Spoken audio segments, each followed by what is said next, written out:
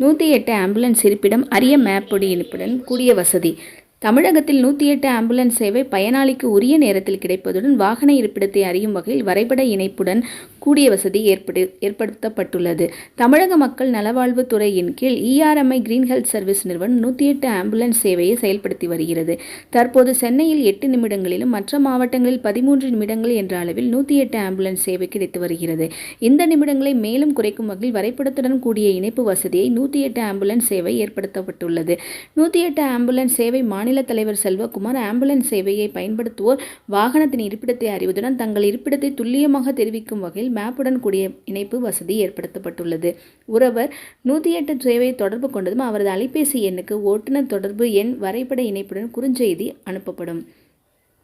இந்திய தொலைத்தொடர்பு ஒழுங்குமுறை ஆணையம் அனுமதி பெற்று தமிழக அரசின் ஒப்புதலுடன் செயல்படுத்த திட்டமிட்டுள்ளோம் என்று இவ்வாறு கூறினார்.